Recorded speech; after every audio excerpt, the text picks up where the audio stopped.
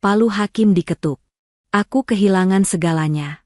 Suamiku tidak hanya mengambil semua hartaku. Dia juga merebut putriku satu-satunya. Aku pikir hidupku sudah berakhir. Sampai tak sengaja kutemukan sebuah kotak tua yang akan mengubah segalanya. Suami pikir dia sudah menang. Dia tidak tahu, perang baru saja akan dimulai. Sebelum ceritanya dimulai, silahkan tulis di kolom komentar dari daerah mana saja teman-teman yang menonton cerita ini. Jangan lupa like dan subscribe agar channel ini bisa semakin berkembang dan bisa mempersembahkan cerita yang lebih menarik lagi. Palu kayu itu diketuk 3 kali. Bunyinya terdengar kering dan final di ruang sidang yang dingin. Dengan mempertimbangkan bukti-bukti dan keterangan saksi, pengadilan memutuskan. Hak asuh anak, Salsa, yang berusia 4 tahun, jatuh sepenuhnya ke tangan Tuan Rangga. Aulia tidak bisa bernapas. Seluruh udara di paru-parunya seolah tersedot keluar. Dia menatap hakim dengan pandangan kosong. Jilbab coklat muda yang dikenakannya terasa mencekik leher. Di seberang ruangan, Rangga, pria yang dulu dicintainya, pria yang telah menghancurkannya, tersenyum tipis. Senyum kemenangan yang begitu congkak. Di sebelahnya, pengacara mahal bayarannya menutup map dokumen dengan rapi. Semuanya berakhir. Bukan hanya pernikahan mereka, tapi seluruh hidup Aulia. Pengadilan juga memutuskan bahwa semua aset bersama, termasuk rumah mewah mereka, resmi menjadi milik Rangga. Aulia tidak mendapat apa-apa. 0. Pikiran Aulia melayang kembali ke beberapa bulan terakhir yang terasa seperti mimpi buruk. Rangga sudah merencanakan ini. Dia menjebak Aulia. Dia mengirim seorang teman lama pria untuk menemui Aulia, seolah-olah untuk reuni. Rangga memotret pertemuan itu dari jauh, membuatnya tampak seperti perselingkuhan. Dia bahkan memalsukan laporan psikologis, menyatakan Aulia tidak stabil secara mental dan emosional untuk mengurus anak. Padahal, Aulia depresi justru karena perlakuan dingin Rangga selama setahun terakhir. Rangga, yang ternyata sudah lama berselingkuh dengan rekan kerjanya, telah menguras rekening bersama mereka secara perlahan, memindahkannya ke rekening pribadi atas nama perusahaan cangkang. Dia melakukannya dengan rapi, sah secara hukum, dan Aulia yang naif tidak pernah curiga. Sidang ditutup, kata hakim. Rangga berdiri, merapikan jasnya. Dia berjalan melewati Aulia, berhenti sejenak. Semua berjalan sesuai rencana. Bisiknya, cukup pelan sehingga hanya Aulia yang dengar. Jangan pernah coba temui Salsa lagi. Dia anakku sekarang. Aulia ingin berteriak, memukul wajah itu, tapi tubuhnya kaku. Kakinya lemas. Dia hanya bisa diam saat Rangga berjalan keluar dari ruang sidang. Pengacara publik yang ditunjuk untuknya menepuk bahunya pelan. Maafkan saya, Bu Aulia. Bukti dari pihak sana terlalu kuat. Kuat?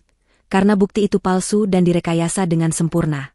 Aulia keluar dari gedung pengadilan dengan langkah gontai. Hari itu panas terik, kontras dengan hatinya yang membeku. Dia bahkan tidak diizinkan kembali ke rumahnya untuk mengambil barang. Sebuah mobil keamanan sudah menunggunya di depan. Rangga sudah mengatur segalanya. Dia hanya diizinkan mengambil satu koper kecil berisi pakaian lama, yang sudah disiapkan oleh asisten rumah tangga mereka. Saat mobil itu berhenti di depan gerbang rumah megah yang dulu dibangunnya bersama Rangga, hatinya hancur berkeping-keping. Dia melihat wanita selingkuhan Rangga, kini menjadi istri barunya, berdiri di balkon. Menatapnya dengan senyum mengejek. Lalu, pintu gerbang terbuka sedikit. Rangga keluar sambil menggandeng Salsa. Anak perempuan kecilnya itu tampak bingung. Ibu. Salsa berteriak, mencoba berlari. Tapi Rangga memegang tangannya erat. Salsa, bilang selamat tinggal sama ibu. Ibu mau pergi jauh, kata Rangga dengan nada datar. Enggak mau, ibu jangan pergi. Salsa ikut ibu. Salsa mulai menangis, meronta-ronta. Aulia berlari ke gerbang, mencoba meraih putrinya. Sayang, Salsa. Air mata Aulia akhirnya tumpah. Dia mengulurkan tangannya melalui celah jeruji besi. Ibu sayang Salsa. Ibu janji, ibu akan kembali. Tunggu ibu ya. Nak. Salsa berhasil melepaskan tangannya dan memeluk jari-jari ibunya lewat celah gerbang. Ibu, jangan tinggalin Salsa. Ibu. Cukup. Rangga menarik Salsa dengan kasar. Masuk ke dalam. Ibumu sudah bukan siapa-siapa lagi. Rangga, tolong jangan pisahkan aku dari anakku. Rangga. Aulia memohon, menggedor gerbang besi itu. Rangga tidak menoleh. Dia menyeret Salsa yang menangis histeris masuk ke dalam rumah. Pintu ditutup. Lalu, gerbang besi itu ditutup oleh satpam. Suara tangisan Salsa perlahan menghilang, tertelan kemegahan rumah itu. Aulia jatuh terduduk di aspal yang panas. Dia benar-benar sendirian. Dia diusir, difitnah, dan kehilangan putrinya. Dia melihat ke dalam tas tangannya. Hanya ada dompet dengan sedikit uang tunai, sisa uang belanja yang lupa diambil Rangga. Ponselnya sudah mati, kartunya diblokir. Dia tidak punya siapa-siapa lagi di Jakarta. Teman-temannya adalah teman-teman Rangga. Keluarganya, hanya ada satu tempat tersisa. Tempat yang sudah bertahun-tahun tidak dia kunjungi. Kampung halamannya. Dengan sisa tenaga, Aulia berjalan ke jalan raya. Dia naik angkutan umum ke terminal bus. Dia membeli tiket bus malam termurah menuju kampungnya di Jawa Tengah. Perjalanan 9 jam itu terasa seperti 1000 tahun. Dia tidak tidur. Dia hanya menatap kegelapan di luar jendela, memutar ulang suara tangisan Salsa di kepalanya. Ibu, jangan pergi. Bus tiba di terminal kecil di kotanya saat fajar menyingsing. Udara pagi terasa dingin. Aulia melanjutkan perjalanan dengan ojek, menyusuri jalanan desa yang berdebu. Akhirnya, dia tiba di depan sebuah rumah tua. Rumah peninggalan orang tuanya, yang sudah meninggal beberapa tahun lalu. Rumah itu tampak tak terurus. Catnya mengelupas, halamannya ditumbuhi ilalang tinggi, dan jendelanya kotor berdebu. Tukang ojek itu menatapnya iba. Benar ini rumahnya, Mbak? Aulia mengangguk, menyerahkan sisa uang terakhirnya. Dia berdiri mematung di depan teras. Kunci rumah itu ada di dalam tasnya, terselip di dompet kecil yang selalu dibawanya sebagai kenang-kenangan. Tangannya gemetar mencari kunci itu. Dia membukanya. Pintu berderit keras. Bau debu dan apek langsung menyergap hidungnya. Pengap. Perabotan ditutupi kain putih yang sudah kotor. Sarang laba-laba ada di setiap sudut. Aulia meletakkan koper kecilnya di lantai. Dia berjalan ke teras depan lagi. Dia duduk di kursi kayu yang reot. Dan di sanalah, di pagi yang sepi, di rumah tua yang hampir roboh, Aulia menangis. Dia menangis tanpa suara, bahunya berguncang hebat. Dia telah sampai di titik nol. Dia hancur. Dia tidak punya apa-apa lagi. Tidak ada harapan. Aulia tidak tahu sudah berapa lama dia duduk di teras. Mungkin 1 jam, mungkin 3. Matahari mulai meninggi, membuat debu-debu beterbangan di teras terlihat jelas. Perutnya berbunyi, tapi dia tidak merasa lapar. Dia merasa kosong. Namun, dingin pagi yang menusuk tulang akhirnya memaksanya bergerak. Dia tidak bisa mati di sini. Dia teringat janji terakhirnya pada Salsa. Ibu akan kembali. Bagaimana dia bisa kembali jika dia membiarkan dirinya mati membusuk di rumah ini? Dengan sisa-sisa tekad, Aulia bangkit. Langkah pertamanya adalah membersihkan. Membersihkan rumah ini adalah satu-satunya hal yang bisa dia lakukan. Itu adalah cara untuk mengalihkan pikiran, untuk melakukan sesuatu selain meratapi nasib. Dia mulai dari ruang depan. Membuka semua jendela agar udara segar masuk. Dia menemukan sapu lidi tua di dapur. Dia mulai menyapu lantai yang penuh debu tebal, kotoran cicak, dan daun-daun kering yang masuk dari celah pintu. Dia bekerja seperti robot. Menyapu, mengepel dengan kain bekas, mengelap perabotan. Dia menemukan sisa sabun cuci piring yang sudah mengeras di dapur. Dia membersihkan kamar mandi yang kotor. Dia membersihkan kamar tidurnya sendiri, mengganti sprei yang sudah berjamur dengan sprei bersih yang tersimpan di lemari. Hari-harinya berlalu dalam kabut pekerjaan fisik. Dia menemukan sedikit beras sisa di dapur dan beberapa ikan asin. Cukup untuk mengganjal perut. Untuk sementara, dia hidup seperti pertapa. Membersihkan di siang hari, dan menangis dalam diam di malam hari sambil memeluk foto kecil Salsa yang ada di dompetnya. Setelah seminggu, rumah itu mulai terlihat layak huni. Setidaknya, sudah bersih dari debu tebal. Tinggal satu ruangan yang belum dia sentuh. Kamar ibunya. Kamar itu terkunci dari luar saat terakhir kali dia pulang untuk pemakaman ibunya, 5 tahun lalu. Dia tidak sanggup masuk ke sana. Terlalu banyak kenangan. Tapi sekarang, dia harus. Dia mengambil kunci kamar itu yang tergantung di dekat dapur. Memasukkannya ke lubang kunci. Pintu terbuka dengan derit yang lebih pelan. Bau kamper dan kenangan langsung menyergapnya. Kamar ini persis seperti saat ibunya masih hidup. Rapi. Tempat tidur masih berspray bersih. Meja rias kayu jati tua. Dan sebuah lemari pakaian besar dan berat di sudut ruangan. Aulia mulai membersihkan kamar itu. Mengganti sprei, mengelap debu di meja rias. Terakhir, dia berurusan dengan lemari pakaian besar itu. Dia membukanya. Pakaian sehari-hari ibunya masih tergantung rapi, meski berbau apek. Aulia memutuskan untuk mengeluarkan semuanya, mencucinya, dan menyimpannya dengan benar. Saat lemari itu kosong, Aulia berniat membersihkan bagian dalamnya. Tapi dia merasa harus membersihkan bagian belakang lemari juga, yang pasti penuh sarang laba-laba. Dia mencoba mendorong lemari itu. Sangat berat. Dia mendorong dengan sekuat tenaga. Lemari itu bergeser sedikit demi sedikit di lantai kayu, menimbulkan suara gesekan yang memekakan telinga. Setelah bergeser sekitar setengah meter, Aulia melihat sesuatu di dinding di belakang lemari. Ada bagian dinding yang terlihat aneh. Catnya sedikit berbeda. Seperti ada tambalan persegi panjang yang tidak rapi. Aulia mendekat. Dia mengetuknya. Bunyinya hampa. Tidak seperti dinding bata di sekelilingnya. Ini seperti papan kayu tipis. Jantungnya mulai berdebar. Dia meraba-raba tepinya. Ada celah kecil. Dengan kuku jarinya, dia mencoba menariknya. Sulit. Dia berlari ke dapur, mengambil pisau dapur kecil. Dia mencongkel celah itu perlahan. Papan itu terlepas. Di baliknya, ada sebuah lubang kecil di dinding. Ceruk tersembunyi. Dan di dalam ceruk itu, tergeletak sebuah kotak kayu tua. Warnanya coklat gelap, kusam, dengan ukiran bunga yang sudah pudar. Ukurannya tidak terlalu besar, mungkin seukuran kotak sepatu. Tapi kotak itu diikat dengan engsel besi berkarat, dan memiliki sebuah gembok kuno yang kecil. Tangan Aulia gemetar. Apa ini? Ibunya tidak pernah bercerita tentang ini. Dia menarik kotak itu keluar. Berat. Dia meletakkannya di lantai. Dia memeriksa gembok itu. Terkunci rapat. Dia mencoba menariknya, tapi gembok itu terlalu kuat. Dia frustrasi. Dia ingin tahu isinya. Dia mencoba memukul gembok itu dengan gagang pisau, tapi tidak ada hasilnya. Dia duduk di lantai, menatap kotak itu.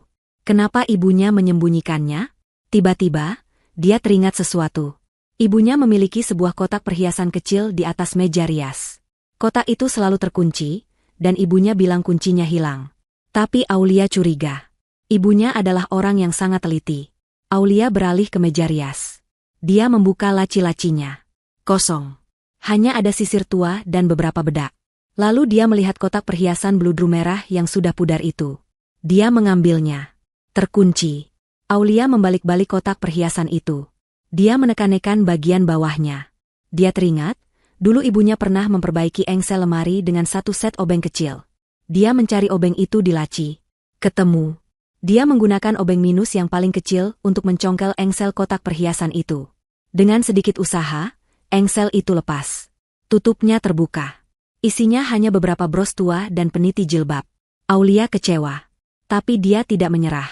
Dia mengangkat lapisan beludru di dasar kotak. Di bawahnya, tertempel selotip kertas, ada sebuah kunci kecil. Kunci besi yang sudah menghitam dan berkarat. Bentuknya aneh, tidak seperti kunci modern. Jantung Aulia berdebar begitu kencang hingga terasa sakit. Dia mengambil kunci kecil itu. Dia kembali ke kotak kayu besar yang tergeletak di lantai.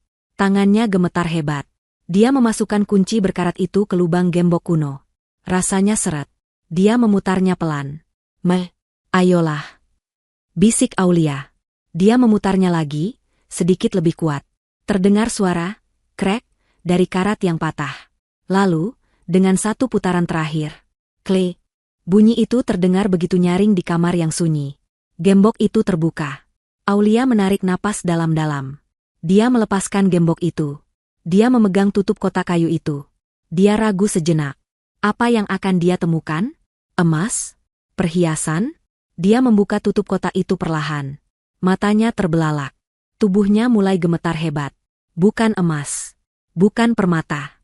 Isinya adalah tumpukan dokumen. Sebuah buku harian bersampul kulit tebal.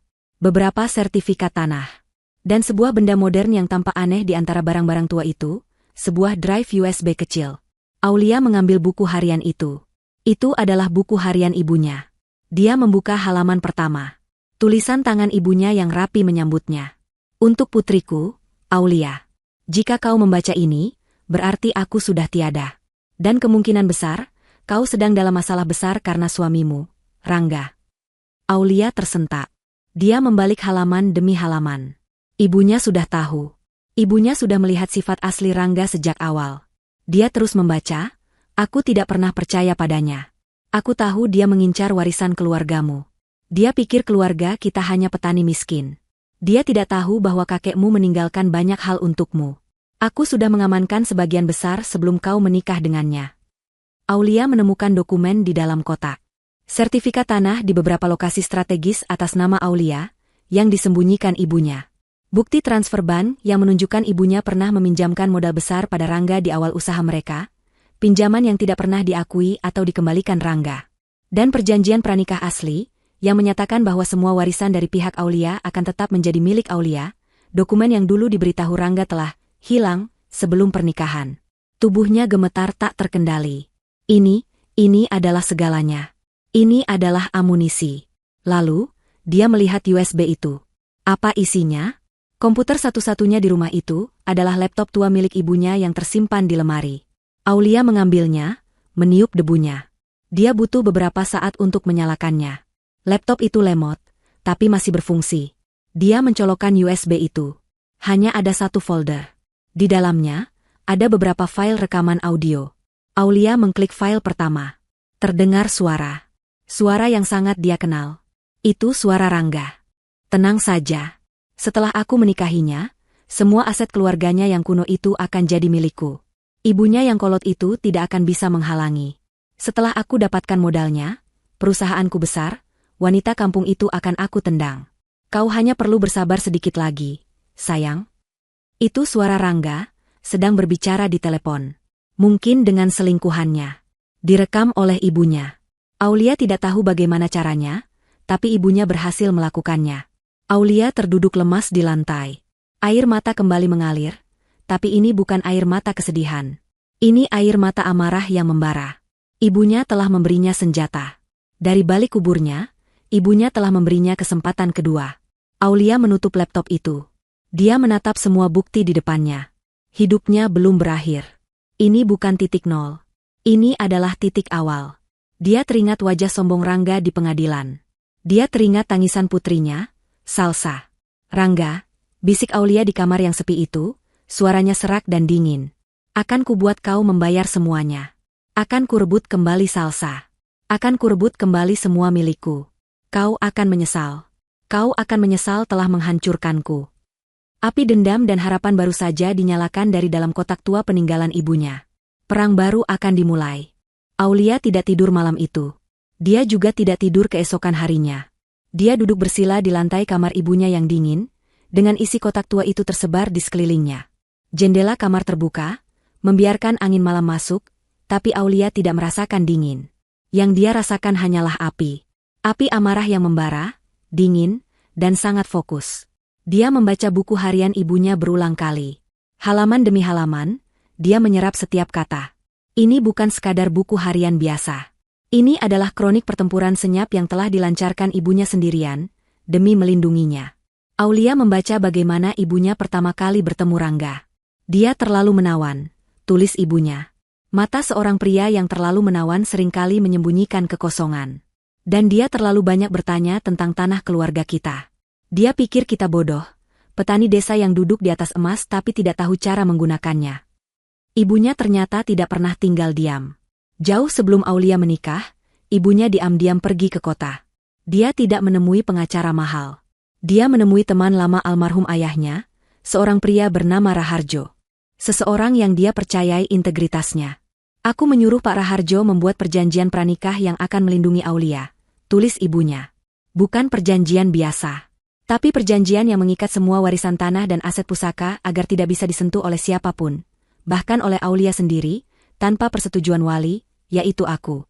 Dan jika aku tiada, aset itu akan dibekukan sampai Aulia benar-benar membutuhkannya dalam keadaan darurat.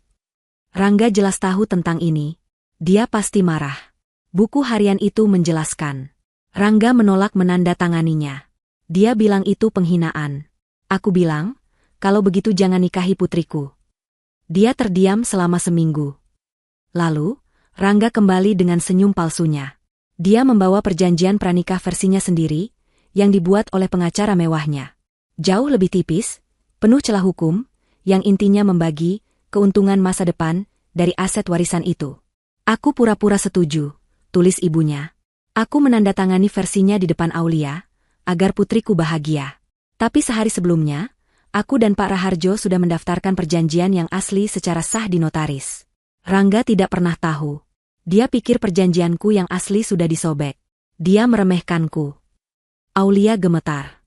Ibunya telah membohongi Rangga dengan cara yang brilian. Lalu, tentang rekaman suara itu. Itu adalah kecelakaan yang disengaja. Aku mulai curiga Rangga punya wanita lain. Dia sering menelepon di kamar tamu, bilang urusan bisnis. Aku membeli perekam suara kecil di toko elektronik.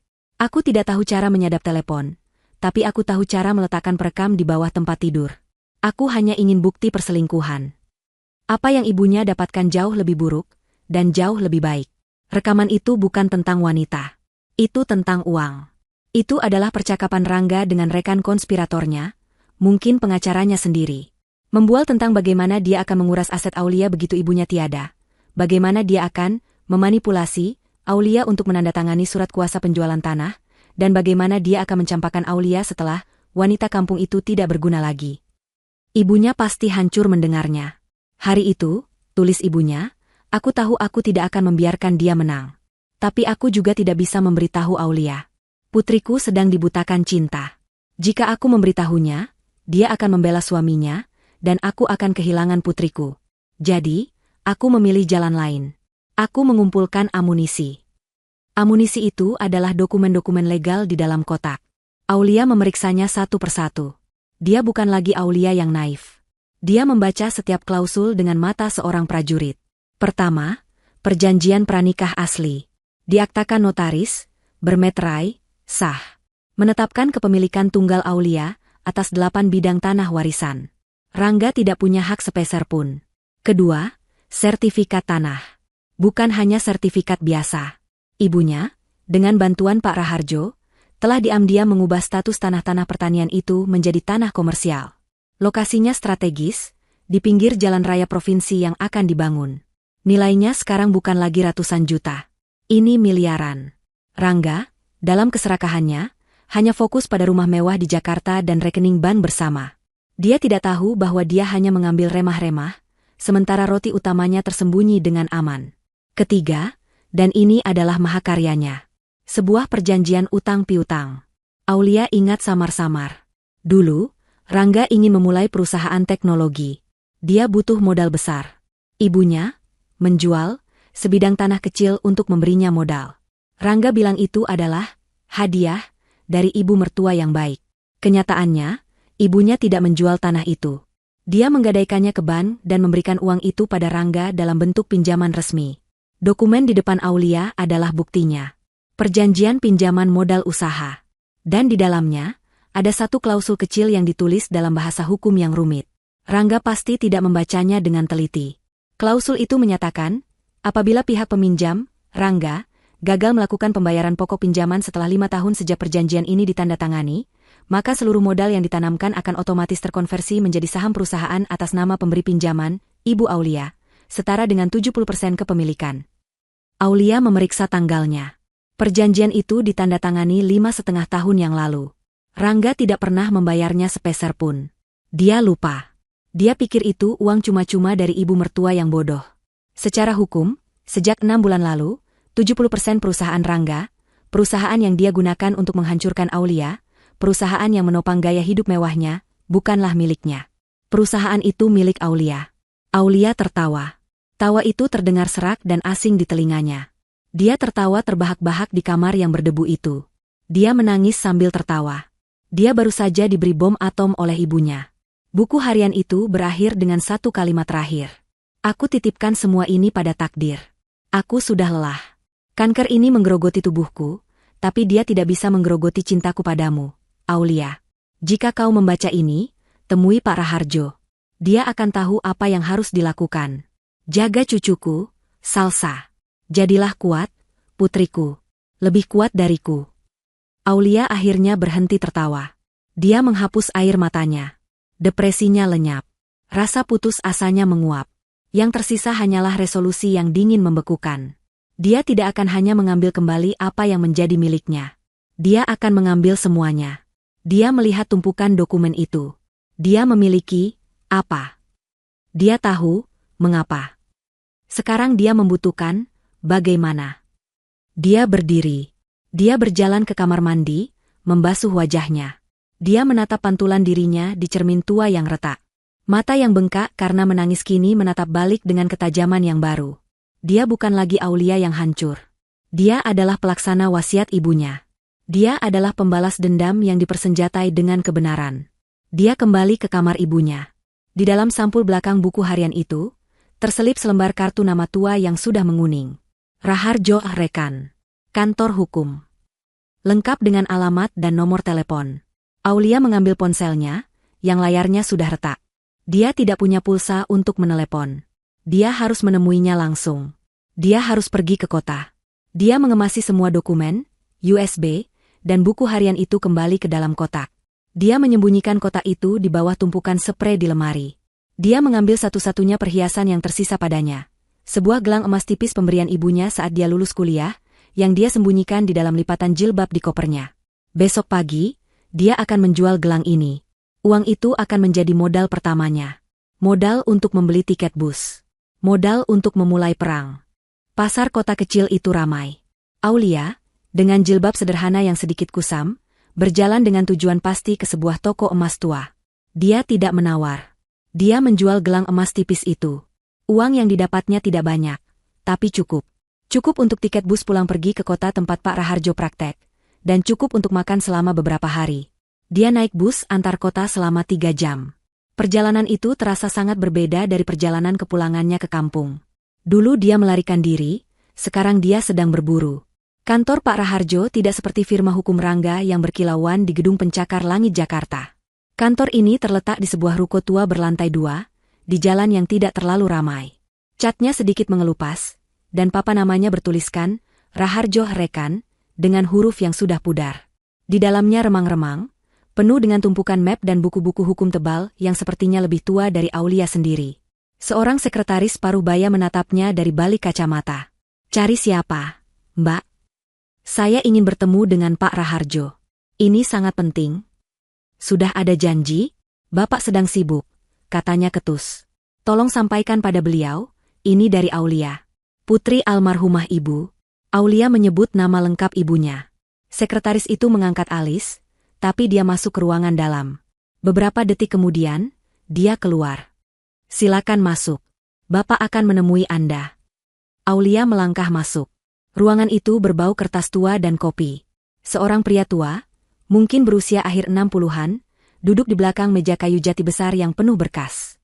Rambutnya sudah putih semua, dan dia memakai kacamata baca tebal. Dia menatap Aulia dengan mata yang tajam dan jernih. Dia tampak lelah, tapi waspada. Aulia, tanyanya. Suaranya berat dan berwibawa. Saya turut berduka cita atas meninggalnya ibumu. Sudah lama sekali. Saya ingat kamu masih gadis kecil. Aulia tidak membuang waktu. Dia tidak menangis atau menceritakan kisah sedihnya. Dia tahu pria di depannya ini menghargai fakta.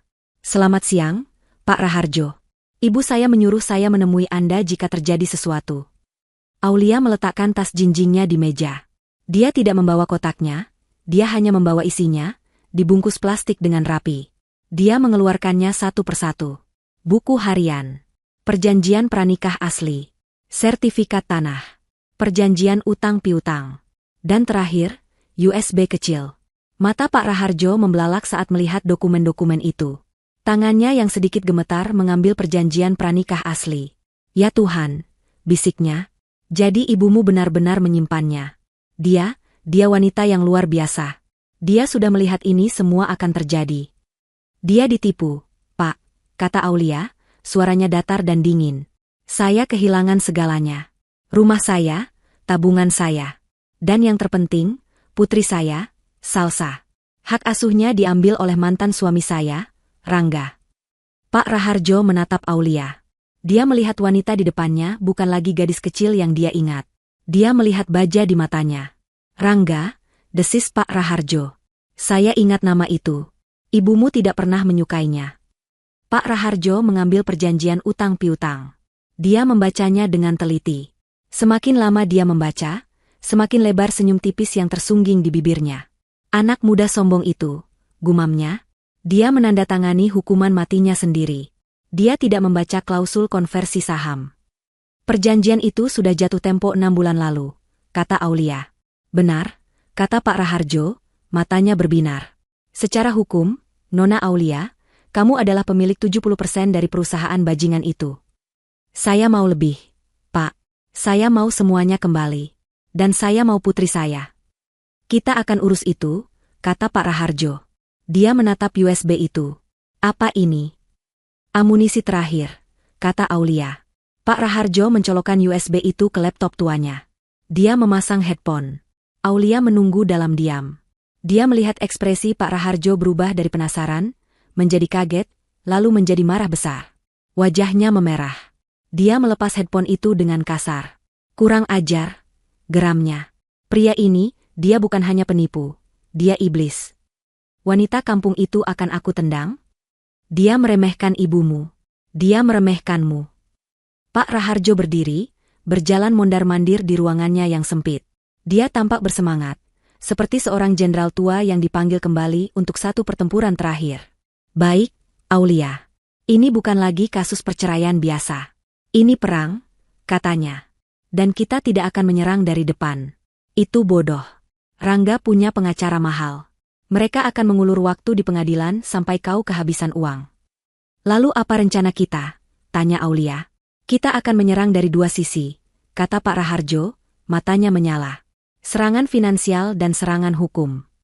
Dia mengambil pulpen dan kertas. Sisi finansial, kita gunakan klausul utang itu. Kita tidak akan memberitahunya.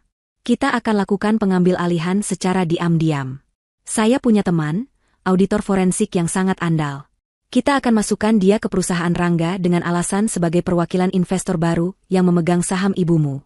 Kita akan audit perusahaan itu dari dalam keluar. Kita cari semua kecurangannya. Sisi hukum. Lanjutnya, kita akan siapkan gugatan peninjauan kembali atas hak asuh Salsa. Bukti baru kita sangat kuat. Rekaman suara itu saja sudah cukup untuk membuktikan karakternya yang busuk. Kita akan buktikan bahwa dia berbohong di pengadilan, dia memanipulasi bukti. Kita akan hancurkan reputasinya. Pak Raharjo berhenti dan menatap Aulia lekat-lekat. Tapi ini akan sulit, Aulia. Ini akan memakan waktu. Dan kau harus berubah. Kau tidak bisa lagi jadi Aulia yang lemah lembut. Kau harus belajar. Kau harus mengerti hukum. Kau harus mengerti bisnis. Ajari saya, Pak, kata Aulia tanpa ragu. Saya tidak mau hanya jadi klien. Saya mau ikut berperang. Saya akan lakukan apa saja. Pak Raharjo tersenyum. Ibumu pasti bangga. Hari itu adalah hari pertama dari kehidupan baru Aulia. Dia tidak kembali ke kampungnya. Dia menyewa kamar kos kecil dan murah di kota itu, dekat kantor Pak Raharjo. Uangnya didapat dari Pak Raharjo, yang memberinya pinjaman pribadi. Anggap ini investasi, katanya. Setiap hari, Aulia datang ke kantor Pak Raharjo. Dia tidak lagi memakai jilbab kusamnya. Dia membeli beberapa kemeja sederhana, rok bahan, dan jilbab baru yang rapi. Penampilannya berubah menjadi profesional, tegas. Dia tidak lagi membaca novel. Dia membaca buku-buku hukum yang tebal. Pak Raharjo dan staf mudanya mengajarinya tentang hukum korporat, tentang audit, tentang pasar saham. Dia belajar dengan cepat, didorong oleh rasa lapar akan keadilan dan kerinduan pada putrinya. 2 minggu kemudian, Pak Raharjo memperkenalkannya pada seorang pria berkacamata tebal bernama Indra. Dia adalah auditor forensik. Pak Indra akan menjadi mata dan telinga kita di dalam, kata Pak Raharjo. Indra berhasil masuk ke perusahaan Rangga sebagai perwakilan dari pemegang saham lama, atas nama Ibu Aulia, yang tiba-tiba ingin aktif. Rangga, yang terlalu sibuk menikmati kekayaannya, tidak menaruh curiga. Dia pikir itu hanya formalitas birokrasi. Dia mengizinkan audit internal. Seminggu setelah audit dimulai, ponsel Aulia berdering. Itu telepon dari Indra. Bu Aulia, kata Indra, suaranya pelan dan mendesak. Kita dapat jackpot. Ini lebih besar dari yang kita duga. Saya sudah masuk ke server utama. Ada pembukuan ganda. Jantung Aulia berdebar. Maksudnya? Maksudnya, Tuan Rangga tidak hanya menipu Anda. Dia menipu semua orang. Dia menggelapkan pajak dalam jumlah masif. Ratusan miliar. Dia menyembunyikan uang di rekening luar negeri. Ini bukan cuma kasus perdata, Bu. Ini pidana berat. Kita bisa membuatnya membusuk di penjara. Aulia menutup telepon. Dia menatap keluar jendela kantor Pak Raharjo. Hujan turun rintik-rintik. Dia tersenyum dingin. Rangga, bisiknya. Kau mengambil 4 tahun hidup putriku. Aku akan mengambil 20 tahun hidupmu. Papan catur sudah disiapkan. Bidak pertama sudah bergerak. Dan sang ratu, yang selama ini dianggap pion, baru saja memulai langkahnya. Ruangan Pak Raharjo terasa sesak oleh asap rokok kretek. Beliau adalah perokok berat, kebiasaan yang semakin menjadi-jadi saat dia sedang berpikir keras. Aulia, yang awalnya terbatuk, kini sudah terbiasa. Dia duduk tegap di seberang meja, menatap Pak Raharjo dan Indra, sang auditor. Papan tulis putih di belakang mereka penuh dengan diagram alir, nama-nama perusahaan cangkang, dan panah-panah merah yang menghubungkan rekening-rekening bank di luar negeri. Ini adalah mahakarya penipuan, kata Indra sambil menunjuk papan tulis. Dia tampak lelah namun bersemangat, seperti seorang arkeolog yang baru menemukan kuil kuno. Rangga tidak bodoh, saya akui itu. Dia membangun labirin. Uang masuk dari perusahaan utama di Jakarta, lalu dicuci melalui 3 perusahaan pemasok fiktif yang dia dirikan di Batam. Dari sana, uang itu dipecah ke rekening di Singapura dan Kepulauan Kaiman. Dia melaporkan kerugian palsu di perusahaan utama untuk menghindari pajak, sementara keuntungan sebenarnya dia timbun di luar negeri. Berapa banyak yang dia curi? Tanya Aulia. Suaranya tenang, tanpa emosi. Indra menarik napas. Dari temuan awal saya, dalam 3 tahun terakhir saja, setidaknya 500 miliar rupiah. Itu baru dari penggelapan pajak. Belum termasuk penipuan investasi lain yang sedang saya telusuri. Pak Raharjo menggebrak meja. Luar biasa. Kita punya dia. Ini cukup untuk membuatnya dipenjara seumur hidup. Tunggu, kata Aulia pelan. Semua mata menoleh padanya. Saya tidak mau dia langsung ditangkap. Pak Raharjo mengerutkan kening. Kenapa tidak, Aulia? Ini bukti A1. Kita serahkan ini ke Kejaksaan Agung dan Direktorat Jenderal Pajak. Selesai perkaranya. Tidak, kata Aulia tegas. Dia berdiri dan berjalan ke papan tulis. Dia mengambil spidol hitam. Jika kita menangkapnya sekarang karena pajak, negara yang akan menyita asetnya. Rumah saya, mobil-mobilnya, uangnya semua akan disita sebagai ganti rugi negara. Saya tidak akan dapat apa-apa. Dan yang terpenting, Salsa akan trauma melihat ayahnya diborgol atas kasus yang tidak dia mengerti. Rangga akan bermain sebagai korban di depan putri saya. Dia menatap kedua pria itu. Saya tidak mau dia hanya di penjara. Saya mau dia hancur. Saya mau dia merasakan apa yang saya rasakan. Kehilangan segalanya, satu persatu. Saya mau dia bangkrut, miskin, dan tidak punya apa-apa. Baru setelah itu, Aulia menekan ujung spidol ke papan tulis. Setelah dia tidak punya kuasa lagi, kita gunakan bukti pidana ini sebagai paku terakhir di peti matinya. Indra dan Pak Raharjo saling berpandangan. Mereka melihat kilat berbahaya di mata Aulia. Ini bukan lagi tentang keadilan. Ini adalah pembalasan yang diperhitungkan dengan sangat teliti. Pak Raharjo akhirnya mengangguk pelan. Rencana yang kejam, Aulia. Saya suka, katanya. Jadi, apa langkah pertama? Kita lumpuhkan aliran uangnya, kata Aulia. Dia menunjuk ke 3 perusahaan pemasok fiktif di Batam. Indra bilang, 3 perusahaan ini adalah jantungnya. Mereka yang mencuci uangnya. Bagaimana jika jantung itu berhenti berdetak? Indra tersenyum tipis. Saya sudah memeriksanya. 3 perusahaan itu seolah-olah independen, tapi semuanya bergantung pada satu pemasok bahan baku utama dari Singapura. Sebuah perusahaan bernama Apex Global Trading. Jika Apex berhenti mengirim barang, produksi di perusahaan Rangga akan berhenti total dalam seminggu. Dia tidak akan bisa mencuci uang lagi, dan dia tidak akan bisa memenuhi kontrak klien besarnya di Jakarta. Baik. Jadi target kita adalah Apex Global Trading, kata Aulia. Cari tahu siapa pemiliknya. Cari tahu kelemahannya. Semua orang punya kelemahan. Itu tidak mudah, Aulia, kata Pak Raharjo. Itu perusahaan asing. Kita tidak punya yurisdiksi di sana. Kita tidak perlu yurisdiksi, kata Aulia. Kita hanya perlu leverage. Indra, bisa kau cari tahu? Pak Raharjo, bisa Bapak gunakan jaringan Bapak untuk mencari tahu siapa pemiliknya. Tugas itu memakan waktu 2 minggu. 2 minggu yang Aulia habiskan untuk belajar lebih dalam. Dia tidak hanya belajar hukum dari Pak Raharjo, dia meminta Indra mengajarinya membaca laporan keuangan. Dia belajar tentang leverage buyout, hostile takeover, dan arbitrase internasional. Dia melahap semuanya.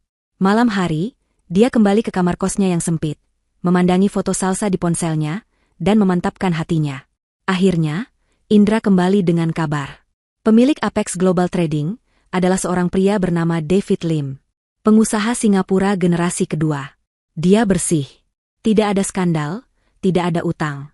Dia pengusaha yang sangat konservatif. Tapi, Indra membetulkan letak kacamatanya, saya menemukan satu hal. Dia sangat protektif terhadap putrinya. Putrinya sedang kuliah di Australia, dan David Lim membiayainya lewat yayasan keluarga yang sangat dia jaga kerahasiaannya. Dan, tanya Aulia. Dan Rangga, entah bagaimana, tahu soal ini. Dalam email yang saya temukan, Rangga sepertinya mengancam David Lim secara halus. Rangga bilang dia bisa membocorkan data keuangan yayasan itu ke media di Singapura, yang akan menyebabkan skandal bagi keluarga Lim. Sebagai gantinya, David Lim harus memberinya harga bahan baku yang sangat murah dan kontrak eksklusif. Rangga pada dasarnya sedang memerasnya. Aulia mengepalkan tangannya. Jadi, David Lim adalah sekutu yang sedang menunggu untuk dibebaskan. Bagaimana kita menghubunginya? Tanya Pak Raharjo. Dia tidak akan percaya pada kita. Dia akan percaya pada saya, kata Aulia. Indra, siapkan salinan email ancaman Rangga itu. Siapkan juga bukti singkat aliran dana palsu dari perusahaan Rangga ke Apex, yang menunjukkan bahwa David Lim terlibat dalam pencucian uang, meskipun dia terpaksa. Kita tidak akan mengancamnya. Kita akan menawarinya jalan keluar. Seminggu kemudian, Aulia terbang ke Singapura. Ini adalah perjalanan luar negeri pertamanya sendirian. Uangnya lagi-lagi dari pinjaman Pak Raharjo, yang kini didanai oleh penjualan diam-diam satu bidang tanah kecil warisan ibunya. Dia tidak lagi terlihat seperti wanita desa yang putus asa. Dia mengenakan blazer yang pas di badan, jilbab sutra yang elegan, dan kacamata hitam. Dia terlihat seperti seorang eksekutif. Dia tidak membuat janji. Dia langsung datang ke kantor David Lim, sebuah gedung pencakar langit di kawasan bisnis. Tentu saja dia ditolak oleh resepsionis. Tuan Lim sedang rapat, kata resepsionis itu dengan angkuh. Tolong berikan ini padanya. Aulia menyerahkan sebuah amplop tertutup. Bilang ini menyangkut Tuan Rangga dan yayasan keluarganya. Saya akan menunggu di lobi. 15 menit. Aulia duduk di sofa lobi yang mewah, punggungnya lurus, memancarkan aura kepercayaan diri yang dingin. Tidak sampai 10 menit, asisten pribadi David Lim berlari tergopoh-gopoh. Nona Aulia, Tuan Lim akan menemui Anda sekarang.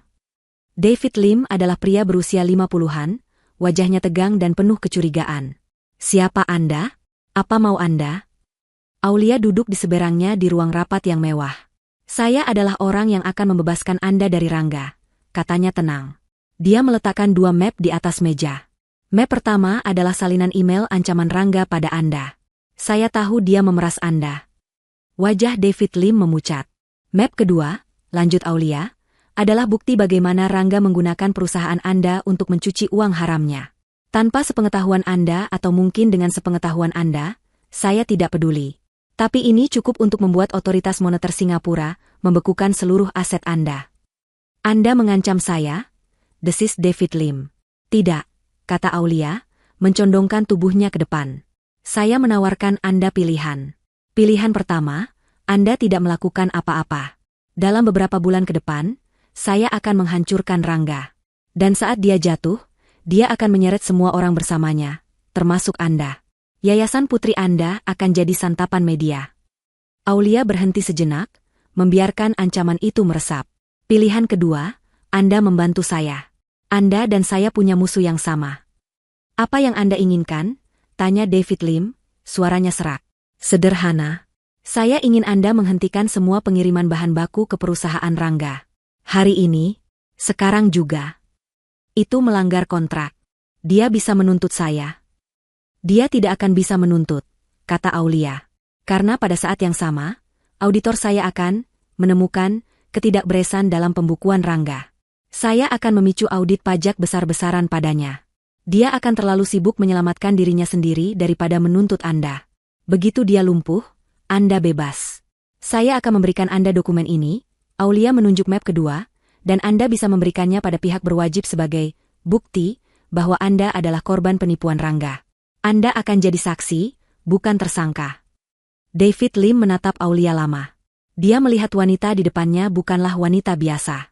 Dia adalah pemain catur yang berbahaya. Kenapa Anda melakukan ini? Tanya David Lim. Ini bukan sekadar bisnis, kan? Dia mengambil putri saya, kata Aulia pelan. David Lim terdiam. Dia memikirkan putrinya sendiri di Australia. Dia akhirnya mengangguk. Saya harus melindungi keluarga saya. Apa yang harus saya lakukan? Telepon direktur operasional Anda.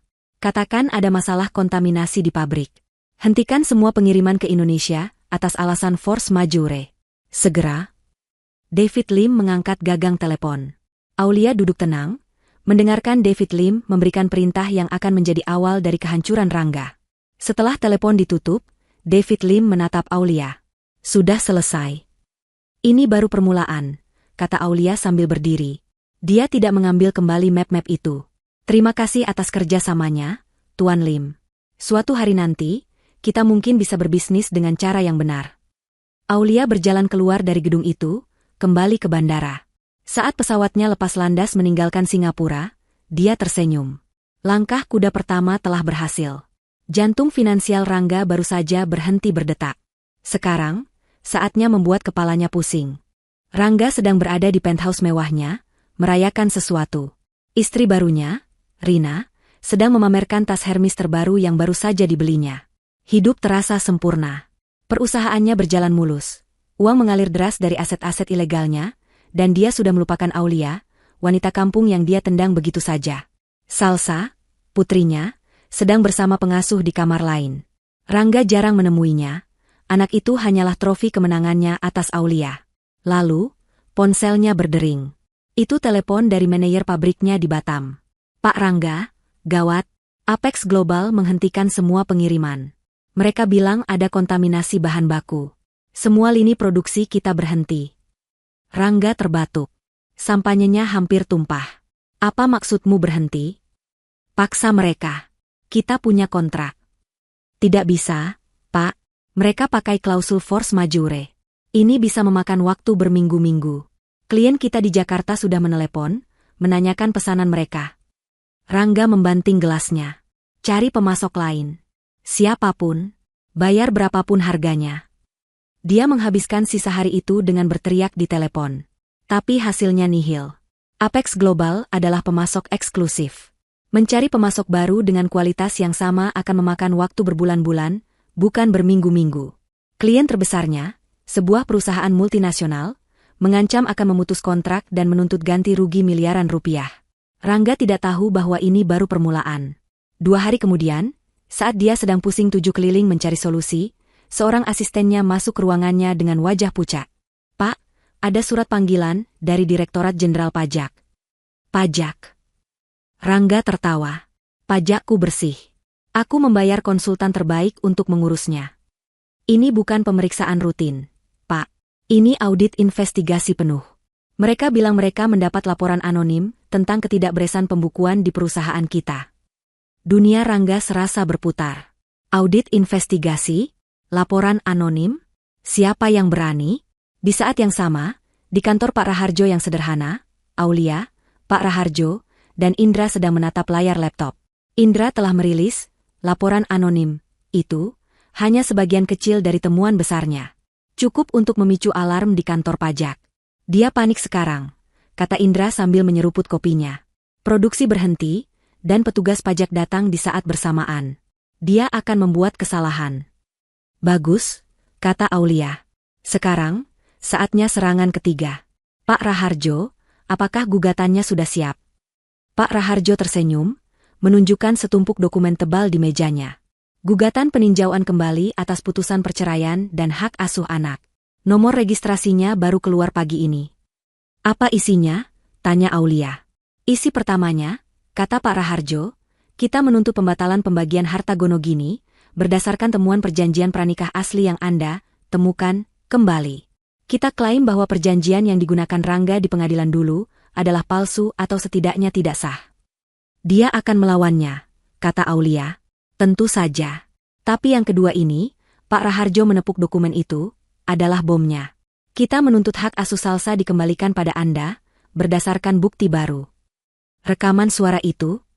Tepat. Kita lampirkan transkrip rekaman itu. Rekaman yang membuktikan bahwa Rangga memiliki karakter moral yang tercela, bahwa dia berbohong di bawah sumpah, dan bahwa dia tidak pernah menginginkan Salsa, dia hanya ingin menendang wanita kampung. Kita juga melampirkan laporan psikologis dari psikolog anak yang kita sewa, yang menyatakan bahwa memisahkan anak usia 4 tahun dari ibunya adalah sebuah kekejaman psikologis. Panggilan pengadilan itu sampai di meja Rangga keesokan harinya. Jika kemarin dia panik, hari ini dia murka. "Aulia!" teriaknya di kantornya, membuat semua karyawannya ketakutan. "Wanita kampung itu berani menuntutku? Dia pakai pengacara siapa?" Dia membaca transkrip rekaman itu. Wajahnya pucat pasi. Dia ingat percakapan itu. Tapi bagaimana mungkin? Bagaimana Aulia bisa mendapatkannya? Dia menelepon pengacaranya. "Hancurkan dia. Hancurkan gugatan ini. Aku tidak mau dengar." Pengacaranya, yang biasanya tenang, terdengar gugup. "Pak Rangga, ini serius. Transkrip ini, jika rekaman aslinya ada, ini bisa jadi masalah besar. Hakim akan sangat marah jika tahu dibohongi. Dan soal perjanjian pranikah itu, jika asli, kita bisa kalah telak. Aku tidak peduli. Bayar hakimnya. Bayar siapapun. Aku tidak akan kalah oleh wanita bodoh itu," teriak Rangga. Dia tidak tahu bahwa di seberang kota, Aulia sedang mempersiapkan langkah berikutnya. "Dia akan mencoba menyuap," kata Aulia pada Pak Raharjo. "Dia selalu begitu. Dia pikir semua orang bisa dibeli." "Kita sudah antisipasi itu," kata Pak Raharjo. "Kita mendaftarkan kasus ini di pengadilan yang berbeda." Ketua majelis hakimnya adalah seorang wanita bernama Hakim Sofia. Dia terkenal bersih, sangat idealis, dan membenci orang-orang yang melecehkan perempuan. Dia tidak bisa dibeli. "Bagus. Sekarang, biarkan dia panik. Biarkan dia membuat kesalahan," kata Aulia. Rangga memang membuat kesalahan. Dalam kepanikannya, dia mencoba mengakses rekening rahasianya di luar negeri untuk menyuap petugas pajak dan hakim. Tapi dia kaget. Rekeningnya dibekukan. Dia menelepon bankir pribadinya di Singapura. "Kenapa rekening saya dibekukan?" Bankir itu menjawab dengan nada dingin. "Tuan Rangga, kami menerima pemberitahuan dari Otoritas Moneter Singapura. Ada dugaan aktivitas pencucian uang yang terkait dengan perusahaan Anda dan Apex Global Trading. Tuan David Lim sendiri yang melaporkannya pada kami." Rangga menjatuhkan teleponnya. "David Lim? Melaporkannya? Ini tidak mungkin." Tembok di sekeliling Rangga mulai runtuh. Pemasoknya mengkhianatinya. Petugas pajak mengejarnya. Dan mantan istrinya yang dia pikir sudah hancur, kini kembali dengan membawa palu godam. Dia belum sadar. Dia belum tahu bahwa orang yang memegang kendali atas semua ini adalah Aulia. Dia masih menganggap Aulia hanyalah bidak kecil. Dia tidak tahu bahwa Aulia adalah sang ratu yang sedang menggerakkan semua bidak untuk menyudutkannya. Di kamar kosnya, Aulia menerima telepon dari Indra. Dia mencoba memindahkan uangnya, Bu. Tapi terlambat. David Lim sudah menguncinya. Dia terjebak. "Biarkan dia terjebak," kata Aulia. "Dia masih punya aset di Jakarta. Rumah mewah itu. Mobil-mobilnya. Istri barunya." Aulia melihat ke papan tulis kecil di kamar kosnya. Dia menggambar panah baru. Sekarang, katanya pada dirinya sendiri, saatnya membuat retakan di dalam rumahnya sendiri. Rangga tidak bisa tidur. Sudah 3 malam berturut-turut. Penthouse mewahnya yang dulu terasa seperti istana, kini terasa seperti penjara yang dingin. Dia mondar-mandir di ruang kerjanya yang dilapisi kayu mahoni, segelas whisky di tangannya. Dia sudah tidak peduli lagi jam berapa. Pikirannya kacau. Produksi berhenti total. Klien-klien terbesarnya menelepon setiap jam, berteriak-teriak menuntut ganti rugi. Audit pajak berjalan tanpa ampun. Tim auditor sepertinya tahu persis di mana harus mencari. Mereka membongkar setiap dokumen, setiap faktur. Dan gugatan dari Aulia, itu yang paling mengganggunya. Wanita kampung itu, beraninya dia. "Rangga, kamu masih bangun?" Suara Rina, istri barunya, terdengar nyaring dari ambang pintu. Dia mengenakan gaun tidur sutra tipis yang harganya lebih mahal dari gaji manajer pabriknya. Wajahnya yang cantik cemberut. "Aku sibuk, Rina. Kembalilah tidur," geram Rangga, tanpa menoleh. "Sibuk apa? Sibuk menghancurkan hidup kita? Kartu kreditku ditolak hari ini di butik." "Ditolak, Rangga? Kamu tahu betapa malunya aku? Semua temanku melihat." Rina masuk, lengannya bersedekap. Dia tidak peduli dengan masalah perusahaan. Dia peduli dengan masalah gaya hidupnya. "Kita sedang ada masalah arus kas sedikit," kata Rangga, memijat pelipisnya. Pakai saja kartu yang lain. Yang lain juga sama. Kamu membatasi limitnya, kan? Kamu pikir aku bodoh? Ada apa sebenarnya? Apa benar yang dikatakan orang-orang? Perusahaanmu akan bangkrut. Diam. Rangga membentak, suaranya menggema. Gelas di tangannya bergetar. Aku sedang pusing. Jangan tambah masalahku. Rina tersentak, kaget melihat kemarahan Rangga. Biasanya pria itu selalu lembut dan memanjakannya. Tapi beberapa minggu terakhir, dia berubah menjadi monster yang gampang tersinggung. Jangan bentak aku, Rangga. Aku menikahimu bukan untuk hidup susah. Kalau begitu mungkin kamu salah pilih suami, balas Rangga. Pertengkaran itu berlangsung 1 jam, saling berteriak dan menyalahkan, sebelum Rina akhirnya membanting pintu kamar tidur utama dan menguncinya. Rangga sendirian lagi. Dia menatap layar komputernya. Dia harus menjual sesuatu. Dia butuh uang tunai. Dia mencoba menghubungi broker untuk menjual salah satu apartemen mewahnya di pusat kota. Maaf, Pak Rangga, kata broker itu di telepon. Apartemen itu tidak bisa dijual. Ada surat sita jaminan dari kantor pajak. Semua aset atas nama Bapak dan perusahaan Bapak sudah dibekukan. Rangga membanting gagang telepon. Dibekukan. Dia benar-benar tidak punya uang. Dia terjebak. Disinilah Aulia memutuskan untuk melancarkan serangan psikologisnya. Dia tidak melakukannya sendiri. Dia meminta Pak Raharjo menggunakan jasa kurir anonim. Keesokan paginya, saat Rangga sedang mandi air panas, mencoba menenangkan sarafnya, seorang pelayan mengantarkan sebuah paket kecil untuknya. Paket itu tidak beralamat pengirim. Hanya namanya. Dia membukanya. Rina, yang masih marah, duduk di meja rias, memperhatikannya dengan curiga. Di dalam amplop itu hanya ada selembar foto. Foto lama. Foto Salsa saat berumur 2 tahun, sedang tertawa di taman, digendong oleh Aulia. Keduanya tampak sangat bahagia. Jilbab Aulia di foto itu masih sederhana, tapi senyumnya tulus. Tangan Rangga gemetar. Kenangan. Dia sudah lama tidak memikirkan masa-masa itu. Apa itu? Tanya Rina ketus. Surat dari Jalang Barumu? Rangga cepat-cepat menyembunyikan foto itu. Bukan apa-apa. Surat tagihan. Bohong. Rina melompat dari kursinya dan merebut foto itu dari tangan Rangga. Dia melihatnya. Wajahnya langsung memerah karena marah. Aulia? Kamu masih menyimpan fotonya? Atau dia yang mengirim ini? Bukan urusanmu, Rina. Kembalikan. Jadi benar? Kamu masih berhubungan dengannya. Kamu masih mencintainya. Kamu mau kembali padanya karena kamu bangkrut. Begitu? Rina berteriak histeris. Kecemburuan dan ketakutan bercampur jadi satu. Ketakutan bahwa posisinya sebagai Nyonya Rangga akan direbut kembali oleh wanita yang dia anggap sudah kalah. Jangan bodoh. Tentu saja tidak, teriak Rangga. Lalu kenapa dia mengirim ini? Kamu pasti bohong. Rina mencoba merobek foto itu, tapi Rangga merebutnya. Ini foto Salsa. Putriku. Anak itu. Selalu anak itu. Aku muak. Rina berlari ke kamar Salsa. Dia membuka pintu dengan kasar. Salsa, yang sedang bermain balok dengan pengasuhnya, terkejut dan ketakutan. Rina, jangan, teriak Rangga, mengejarnya. Ini semua gara-gara kalian. Rina menunjuk Salsa. Gara-gara kamu dan ibumu, hidupku hancur. Salsa mulai menangis. Dia takut melihat wanita itu berteriak. Ibu mau ibu. Tangisnya. Mendengar Salsa memanggil ibunya, kemarahan Rangga meledak. Dia menampar Rina. Keras. Ruangan itu hening seketika. Hanya terdengar isak tangis Salsa.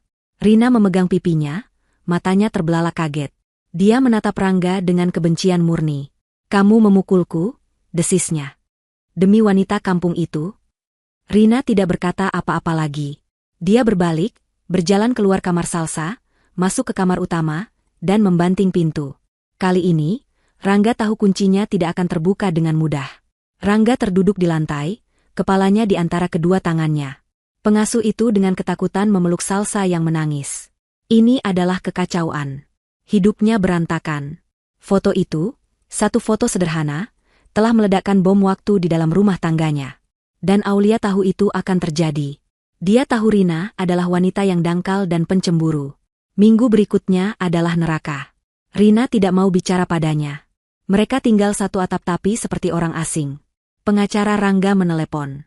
Pak Rangga, pihak pengadilan sudah menetapkan tanggal sidang pertama peninjauan kembali. Minggu depan. Dan pengacara Aulia, si Raharjo itu, sudah mendaftarkan rekaman audio aslinya sebagai barang bukti utama. Saya sudah dengar. Itu asli, Pak. Suara Bapak jelas sekali. Kita tidak bisa menyangkalnya. Lalu apa?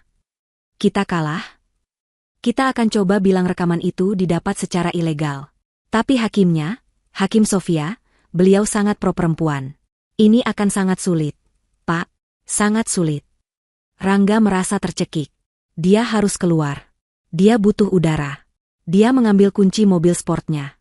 Saat dia turun ke basement parkir, dua orang pria berpenampilan rapi mencegatnya. Permisi, Tuan Rangga. Apalagi? Kami dari Direktorat Jenderal Pajak. Kami di sini untuk melakukan penyitaan aset bergerak sebagai jaminan. Sesuai surat perintah. Pria itu menunjukkan dokumen. Rangga melihat mobil sport kesayangannya, mobil konvertible merahnya, ditempeli stiker, disita oleh negara. Tidak. Kalian tidak bisa. Bisa, Pak. Ini sudah prosedur. Tunggakan pajak perusahaan Anda dan temuan audit awal sudah cukup untuk kami melakukan ini. Rangga hanya bisa menonton, gemetar karena marah, saat mereka juga menempelkan stiker di dua mobil mewah lainnya. Dia kembali ke penthouse dengan lift barang, malu. Rina melihatnya dari ruang tamu. Jadi benar, katanya dingin. Mereka mengambil mobil-mobilnya. Apa selanjutnya? Rumah ini? Tasku? Rangga tidak menjawab. Dia berjalan ke ruang kerjanya dan mengunci pintu. Dia sendirian. Benar-benar sendirian. Dikhianati oleh pemasoknya, dikejar oleh negara, digugat oleh mantan istrinya, dan dibenci oleh istrinya saat ini. Dia duduk di kursinya yang mahal. Dia melihat keluar jendela, ke gemerlap lampu Jakarta yang dulu dia taklukkan. Sekarang, kota itu terasa mengejeknya. Ponselnya, ponsel cadangan yang baru dibelinya, bergetar di atas meja. Sebuah pesan masuk dari nomor yang tidak dikenal. Dia membukanya. Hanya satu kalimat. Bagaimana rasanya, Rangga? Kehilangan segalanya, satu persatu. Rangga tahu siapa pengirimnya. Aulia. Dia berteriak. Bukan teriakan kemarahan, tapi teriakan putus asa. Dia menyapu semua yang ada di mejanya. Laptop, tumpukan dokumen, gelas whisky. Semuanya jatuh berantakan ke lantai. Dia ambruk di kursinya, akhirnya patah. Aulia telah memenangi perang psikologis. Tembok kesombongan Rangga akhirnya retak berkeping-keping.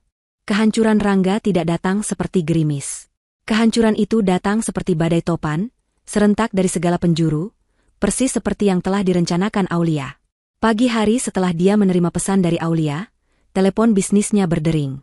Itu adalah CEO dari perusahaan multinasional, klien terbesarnya yang selama ini menahan diri. Rangga, suara di seberang terdengar dingin dan final. Saya sudah dengar soal masalah produksi dan audit pajak Anda. Kontrak kita selesai. Tim hukum kami akan mengirimkan surat tuntutan ganti rugi sebesar 200 miliar rupiah pagi ini, atas kerugian yang kami derita karena prestasi Anda. Telepon ditutup. Rangga bahkan tidak sempat menjawab. 200 miliar. Itu adalah jumlah yang mustahil. Perusahaannya bahkan tidak memiliki aset sebesar itu lagi. Ini adalah vonis mati. Berita pahitnya seorang pengusaha biasanya menyebar lambat. Tapi tim Aulia tidak membiarkannya. Siang itu, Indra dan Pak Raharjo bertemu dengan seorang jurnalis investigasi terkenal. Mereka tidak memberikan semua bukti, hanya cukup untuk satu cerita yang menghancurkan. Malam itu, saat jam tayang utama, berita itu meledak. Rangga sedang duduk di ruang tamunya yang gelap, Rina sudah 2 hari tidak keluar dari kamarnya. Dia menyalakan televisi, mencoba mencari distraksi. Wajahnya sendiri yang menyambutnya. Skandal pajak raksasa, begitu judul beritanya. Pengusaha sukses RA diduga gelapkan pajak ratusan miliar rupiah. Jurnalis itu membeberkan semuanya. Dia menunjukkan diagram alir yang mirip dengan yang ada di papan tulis Indra. Menunjukkan bagaimana uang dialirkan dari perusahaan di Jakarta ke perusahaan cangkang di Batam, lalu menghilang ke Singapura. Mereka bahkan mewawancarai beberapa mantan karyawan yang bersaksi tentang gaya hidup mewah Rangga yang tidak sesuai dengan laporan keuangan perusahaan yang sering merugi. Wajah Rangga terpampang di layar, bergantian dengan foto penthouse dan mobil-mobil sportnya yang kini sudah disita. Dia bukan lagi simbol kesuksesan. Dia adalah simbol penipuan. Di dalam kamarnya, Rina juga menonton televisi. Dia melihat ini semua. Dia tidak menangis. Dia membuat keputusan. Rangga mematikan televisi. Dia panik. Ini sudah bukan lagi masalah bisnis. Ini masalah pidana. Penjara. Dia harus kabur. Dia teringat rekening bersama yang dia simpan dengan Rina untuk biaya rumah tangga. Tidak banyak, mungkin sisa 1 miliar. Cukup untuk membeli tiket dan lari ke negara yang tidak punya perjanjian ekstradisi. Dia berlari ke kamar tidur utama. Rina, kita harus pergi. Sekarang. Dia menggedor pintu. Rina, buka. Tidak ada jawaban. Dia mendobrak pintu. Kamar itu kosong. Rina sudah pergi. Lemari pakaian raksasa yang dulu penuh dengan tas bermerek dan sepatu mahal, kini kosong melompong. Hanya menyisakan beberapa gantungan baju. Dia memeriksa brankas kecil di balik lukisan. Kosong. Semua perhiasan, berlian, dan sisa uang tunai yang mereka simpan di sana, hilang.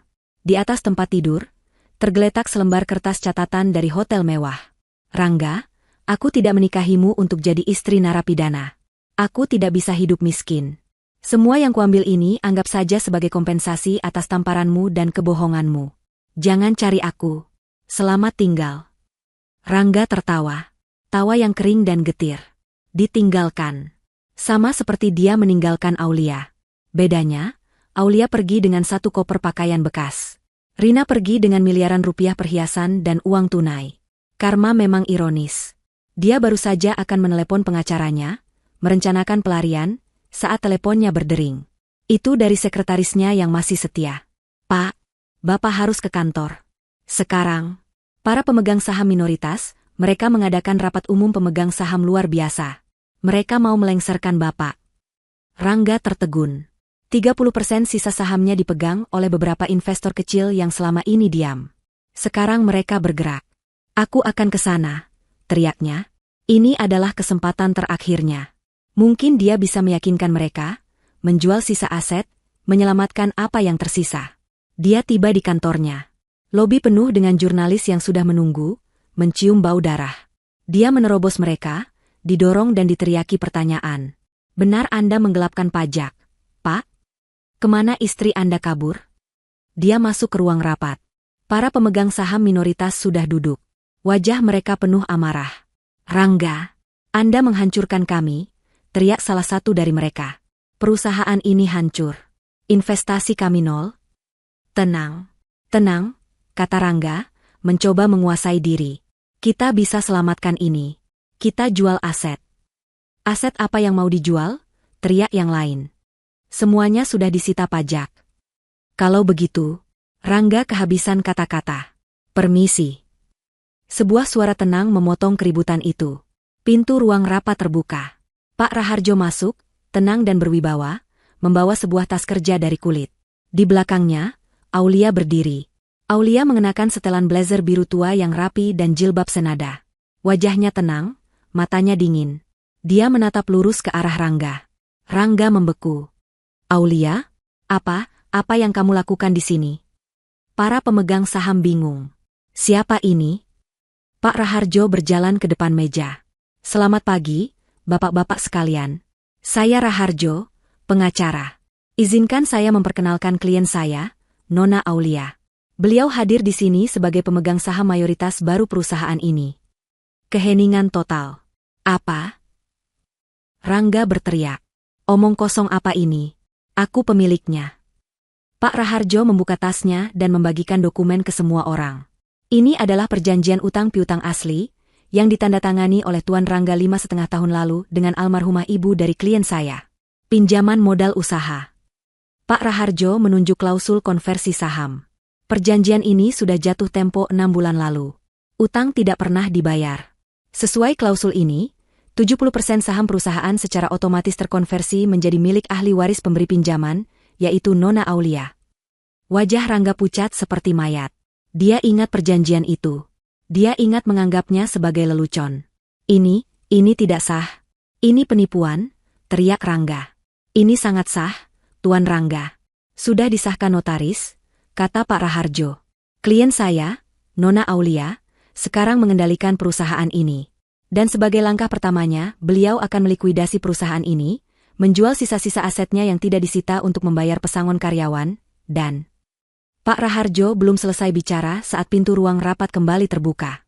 Kali ini, bukan Aulia atau pengacara. Beberapa orang berseragam polisi, didampingi 2 orang berjas rapi dari kejaksaan. "Permisi.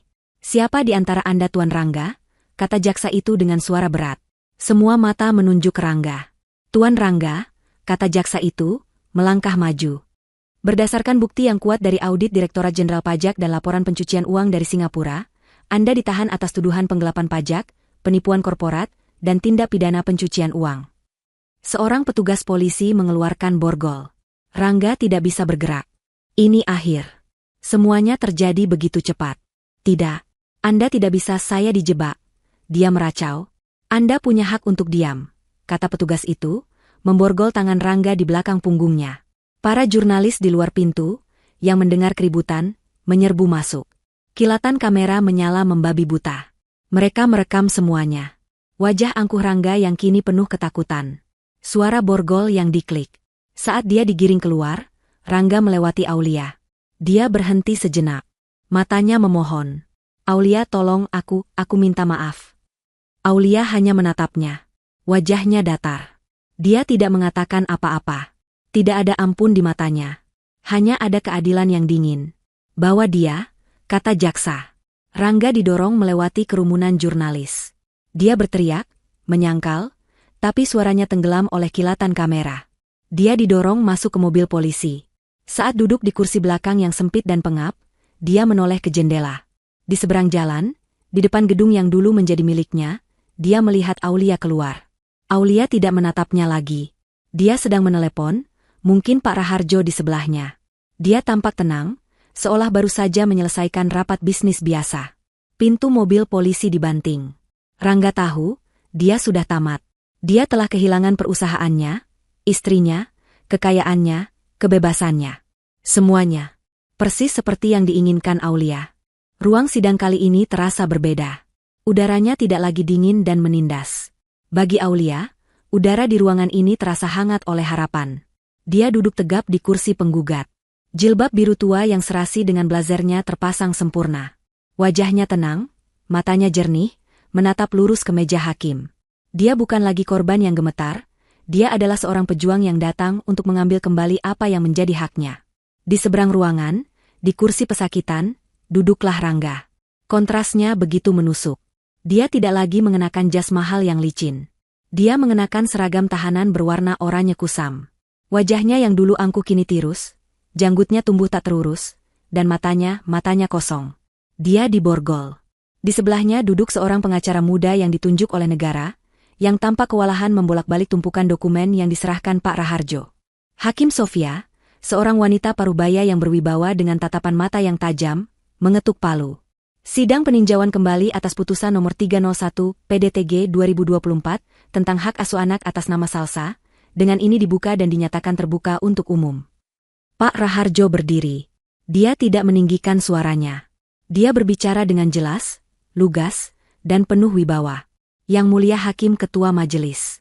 Kita hadir di sini hari ini untuk memperbaiki sebuah ketidakadilan yang mengerikan. Klien saya, Ibu Aulia, tidak hanya kehilangan hartanya dalam perceraian yang lalu. Dia kehilangan satu-satunya hal yang paling berharga dalam hidupnya, putrinya, Salsa. Dia kehilangannya bukan karena dia ibu yang buruk.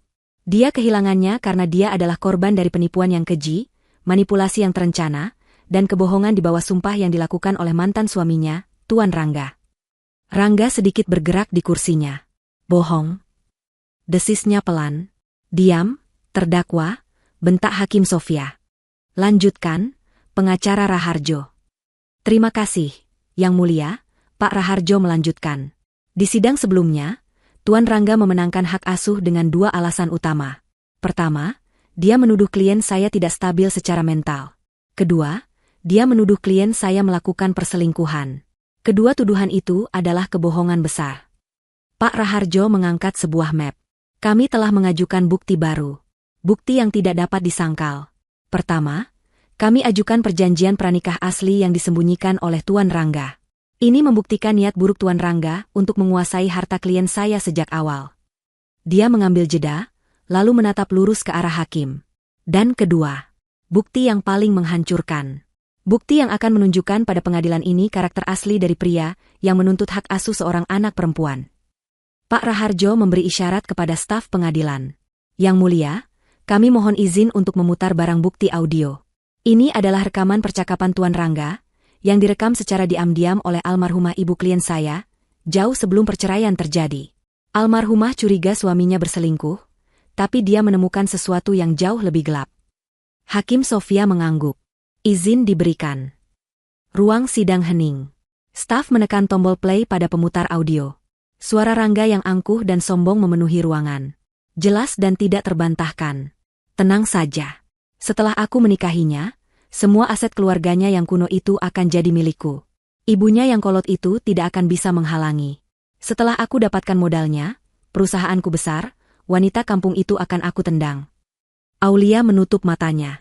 Mendengarnya lagi masih terasa sakit, tapi kini rasa sakit itu bercampur dengan kelegaan. Lalu bagian yang paling menyakitkan terdengar. Anak itu, Salsa, dia hanya jaminan. Nanti kalau Aulia macam-macam, aku bisa pakai anak itu. Aku tidak peduli padanya. Dia hanya pion. Setelah wanita kampung itu pergi, aku bisa menyuruh pengasuh mengurusnya. Hakim Sofia mendengarkan dengan wajah kaku. Rahangnya mengeras. Setiap orang di ruang sidang, termasuk jurnalis yang meliput, menatap Rangga dengan jijik. Rangga mulai panik. Itu bohong. Itu rekaman palsu. Diedit. Itu bukan suaraku. Teriaknya, mencoba berdiri namun tertahan oleh borgolnya. Tenang. Bentak Hakim Sofia lagi, palunya digebrak keras.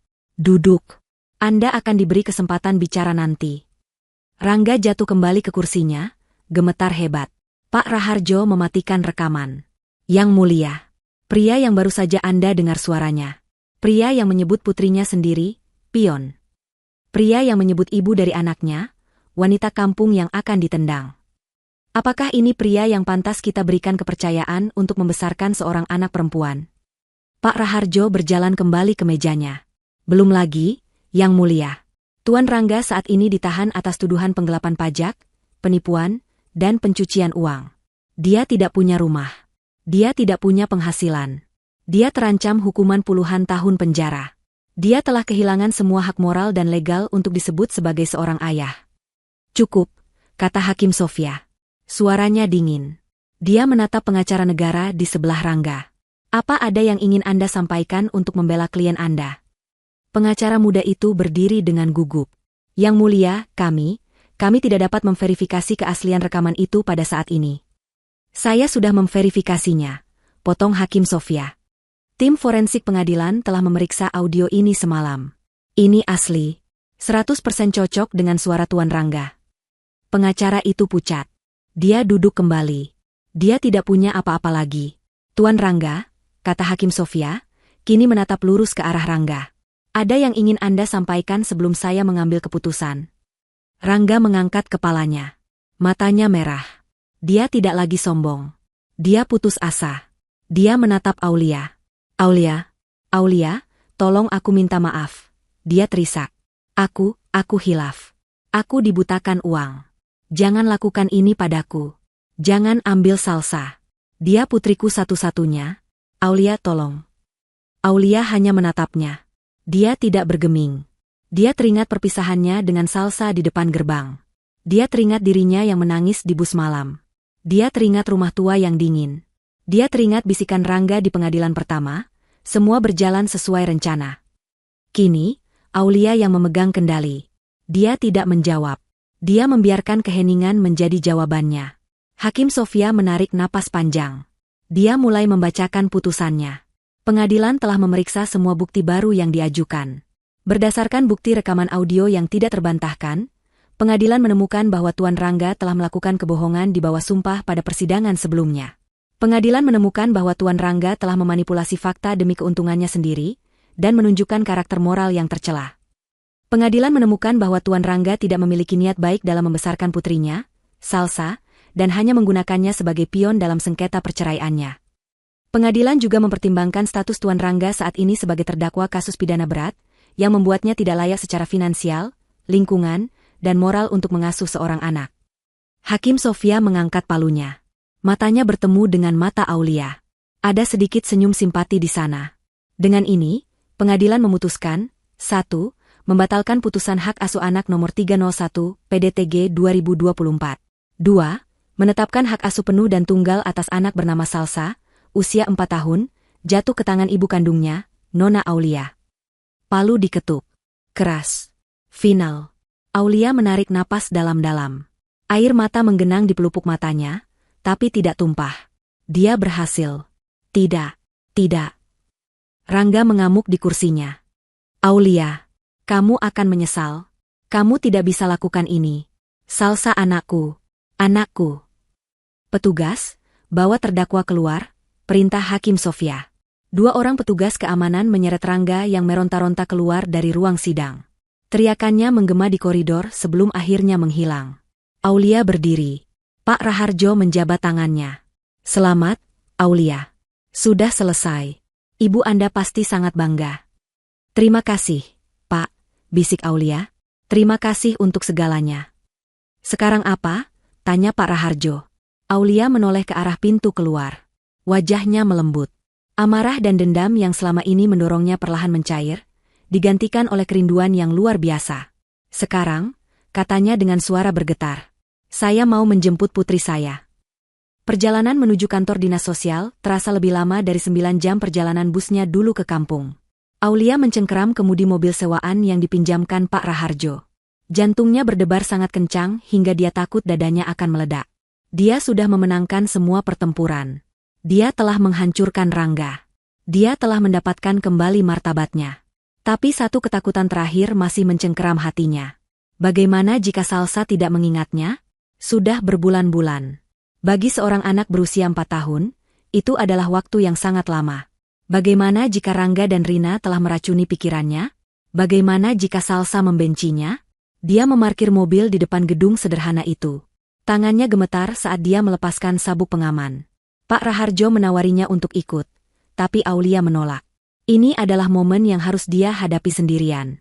Dia masuk ke dalam, menunjukkan surat putusan pengadilan yang masih hangat kepada seorang petugas administrasi. Seorang pekerja sosial wanita parubaya yang ramah tersenyum padanya. Kami sudah menunggu Anda, Bu Aulia. Salsa ada di dalam. Dia anak yang sangat baik. Tapi dia sangat merindukan ibunya. Air mata Aulia akhirnya tumpah. Apa dia baik-baik saja? Dia trauma, tentu saja. Setelah melihat ayahnya ditangkap dan ibu tirinya meninggalkannya begitu saja. Tapi anak-anak itu kuat. Dia hanya butuh satu hal. Kata pekerja sosial itu sambil membimbing Aulia menyusuri koridor. Dia butuh kepastian. Mereka berhenti di depan pintu sebuah ruang bermain. Terdengar suara anak-anak tertawa. Dia ada di taman bermain di belakang, kata pekerja sosial itu. Biar saya panggilkan. Tidak, kata Aulia cepat. Bolehkah saya sendiri yang menemuinya? Pekerja sosial itu mengangguk mengerti. Silakan. Aulia mendorong pintu kaca itu perlahan. Sebuah taman kecil yang rapi terhampar di depannya. Ada beberapa anak sedang bermain ayunan. Dan di sana, di sudut, duduk sendirian di bangku kecil, seorang anak perempuan dengan 2 kuncir kuda. Dia sedang memegang boneka beruang yang sudah kusam. Itu Salsa. Hati Aulia serasa diremas. Putrinya tampak lebih kurus. Aulia melangkah pelan ke rumput. Dia takut mengejutkannya. Salsa, bisiknya.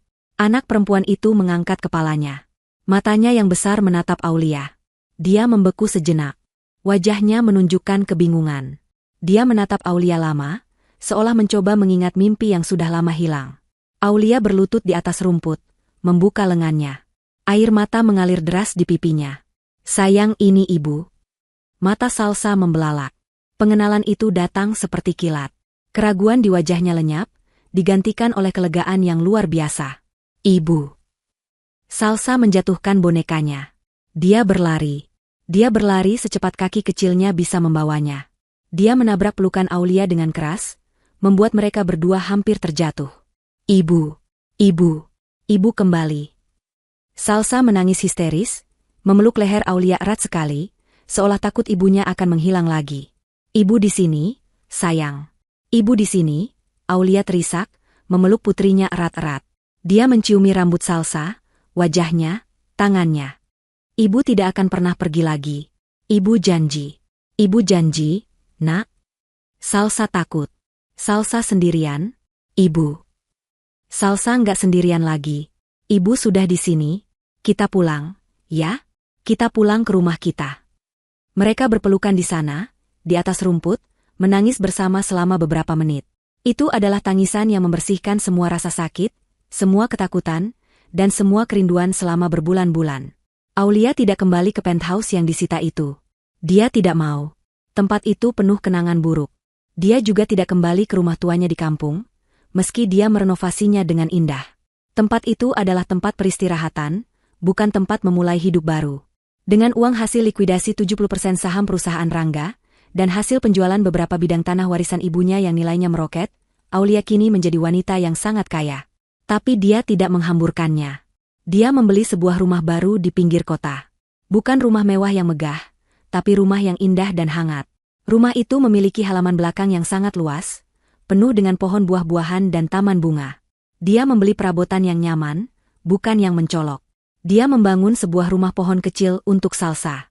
Dia menciptakan sebuah sarang. Malam pertama mereka di rumah baru, Salsa terbangun dari mimpi buruk, berteriak memanggilnya. Aulia langsung berlari ke kamarnya, memeluknya. Ibu di sini. Tidak apa-apa. Kamu aman. Dia tidur di samping putrinya malam itu, dan setiap malam setelahnya, sampai Salsa merasa benar-benar aman. Waktu berjalan. Luka-luka perlahan sembuh. Tawa Salsa kembali memenuhi rumah. Aulia mendedikasikan hidupnya untuk dua hal. Membesarkan putrinya, dan mengelola yayasan yang dia dirikan atas nama ibunya. Yayasan itu memberikan bantuan hukum gratis bagi wanita-wanita yang menjadi korban ketidakadilan dalam rumah tangga. Dia menggunakan amunisi yang diberikan ibunya untuk melindungi orang lain. Suatu sore yang cerah, Aulia dan Salsa sedang piknik di halaman belakang mereka. Mereka berdua tertawa saat mencoba menerbangkan layang-layang. Salsa berlari di rumput, wajahnya bersinar karena kebahagiaan murni. Aulia memandangnya, hatinya penuh. Dia akhirnya menemukan kedamaian. Jauh dari sana, di tempat yang dingin dan kelabu, Rangga duduk di sel penjara yang sempit dan berbau pesing. Dia sendirian. Persidangan pidananya berjalan cepat. Bukti-bukti dari Indra, Pak Raharjo, dan David Lim sangat telak. Hakim menjatuhkan vonis 20 tahun penjara atas semua kejahatannya. Dia telah kehilangan segalanya. Hari itu adalah hari kunjungan. Tapi tidak ada yang pernah mengunjunginya. Rina tidak pernah ditemukan. Pengacaranya sudah lama berhenti menelepon. Seorang penjaga melemparkan sepucuk surat ke dalam selnya. Rangga mengambilnya. Tidak ada nama pengirim. Dia membukanya dengan tangan gemetar, berharap ada kabar. Isinya hanya selembar foto. Foto Aulia dan Salsa, tertawa di taman yang indah, di depan sebuah rumah yang hangat. Mereka tampak sangat bahagia. Sangat utuh. Rangga menatap foto itu. Dia tidak berteriak. Dia tidak marah. Dia hanya hancur. Dia akhirnya mengerti. Dia bisa saja memiliki semua itu. Kebahagiaan itu, keluarga itu. Dia memilikinya, dan dia membuangnya untuk sesuatu yang sekarang tidak ada artinya. Dia meremas foto itu di tangannya. Bahunya mulai berguncang. Di dalam selnya yang gelap, mantan miliarder yang angkuh itu menangis seperti anak kecil. Menyesali setiap keputusan dalam hidupnya. Dia telah mengambil segalanya dari Aulia, dan sekarang, Aulia memiliki segalanya, sementara dia tidak punya apa-apa selain penyesalan. Di halaman rumahnya, Aulia menatap matahari terbenam. Salsa berlari dan memeluknya dari belakang. Ibu, Salsa sayang ibu, bisik Salsa. Aulia tersenyum, memegang tangan kecil putrinya. Ibu juga sayang Salsa. Sangat sayang. Dia telah melewati neraka. Dia telah berjuang dalam perang. Dan dia telah menang. Dia bebas.